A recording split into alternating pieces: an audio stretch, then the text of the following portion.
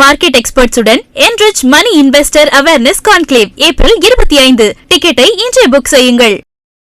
EVM எனப்படும் மின்னணு வாக்குப்பதிவு இயந்திரத்தில் ஒரு வேட்பாளரின் பெயர், சின்னம் மற்றும் புகைப்படம் எந்த இடத்தில் இடம்பெற வேண்டும் என்பது மக்கள் பிரதிநிதித்துவ சட்டம் 1951, தேர்தல் நடத்தும் விதிகள் 1961 மற்றும் தேர்தல் ஆணையத்தின் கையேடு ஆகியவற்றின் அடிப்படையில் தீர்மானிக்கப்படுகிறது. இதன் அடிப்படையில் அங்கீகரிக்கப்பட்ட தேசிய மற்றும் மாநில கட்சிகளின் வேட்பாளர்கள் முதல் பிரிவில் இடம்பெறுவார்கள். அதற்கு அடுத்ததாக பதிவு செய்யப்பட்ட ஆனால் அங்கீகரிக்கப்படாத கட்சிகளின் வேட்பாளர்கள் இடம்பெறுவார்கள். இதில் சுயேட்சை வேட்பாளர்கள் கடைசி பிரிவில் இடம்பெறுவார்கள்.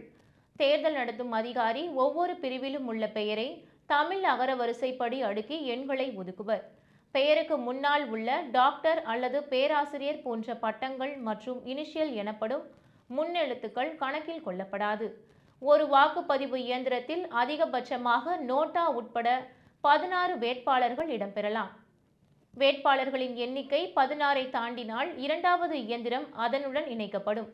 தற்போதைய வேட்பாளர்கள் எண்ணிக்கைப்படி தமிழகத்தில் அதிகபட்சமாக கரூர் தொகுதியில் 79 வேட்பாளர்கள் போட்டியிடுவதால் அங்கு 5 இயந்திரங்கள் பயன்படுத்தப்படுகின்றன.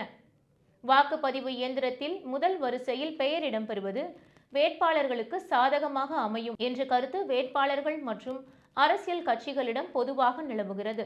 வாக்குப்பதிவு இயந்திரத்தில் வேட்பாளர் பெயர் எந்த வரிசையில் எந்த இடத்தில் இருந்தாலும் தகுதி வாய்ந்த மக்கள் பிரதிநிதியை தேர்ந்தெடுப்பது வாக்காளர்கள் கையில்தான் உள்ளது.